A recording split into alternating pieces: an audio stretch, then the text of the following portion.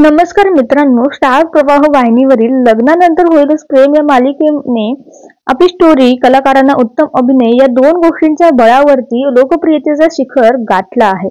या मालिकेमध्ये काव्या पार्थ आणि नंदिनी जिवा यांचे मनाविरुद्ध लग्न झाल्यामुळे या दोन्ही जोडप्यांमध्ये तणावपूर्ण वातावरण आहे.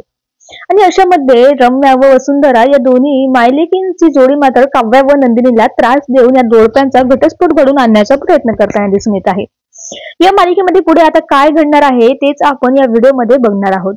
त्यामुळे हा व्हिडिओ शेवटपर्यंत मात्र नक्की बघा आणि अशाच नवनवीन अपडेट्स करता आपल्या चॅनलला सबस्क्राईब करायला विसरू नका.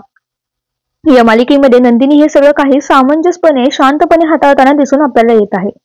पण काव्या मात्र कोणालाही न जुमानता रोखठोक पद्धतीने तिची मतं आपल्याला मांडताना दिसत आहे. काव्या व जीवाचं जे आहे ते एकमेकांवरती अगोदर जीवापाड प्रेम होतं हे आपल्या सर्वांनाच माहित आहे आणि दोघांना एकमेकांशी लग्नही करायचं होतं. पण नंदिनी व पार्थ या दोघांच्या लग्न सोहळ्यामध्ये निर्माण झालेल्या परिस्थितीमुळे काव्याला पार्थ सोबत लग्न करावं लागलं आणि त्यानंतर मात्र जीवाने नंदिनी सोबत लग्न केलं आणि त्यानंतर नात्यांचा चांगलाच गुंता बघायला मिळाला. तो कसा सोडवायचा हा अजूनही प्रश्न सगळ्यांसमोर आहे. काव्याच्या आईला म्हणजे शारदाला हे सत्यही समजलंय की काव्या व जीवाचं अगोदर एकमेकांवरती प्रेम होतं. त्यामुळे तिलाही धक्का बसल्याने ती आजारी पडली आहे.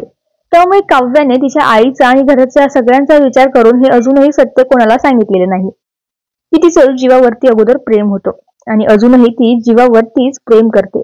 आणि नंदिनीला सुद्धा जीवा व काव्याच्या पूर्वीच्या प्रेम प्रकरणाबद्दल अजून काही माहित नाही. पण लवकरात लवकर या मालिकेमध्ये मोठा ट्विस्ट येताना पाहायला मिळतोय. नंदिनी समोर हे सत्य उघड होणार आहे की जीवा व काव्याचं एकमेकांवरती अगोदर प्रेम होतं. आता हे सत्य समजल्यानंतर नंदिनीचा निर्णय काय असेल हे बघणं फार महत्वाचं असणार आहे. आपल्या बहिणीच्या प्रेमासाठी ती जीवाला डिवोर्स देईल का हे बघणं सगळं खूप रंजक असणार आहे.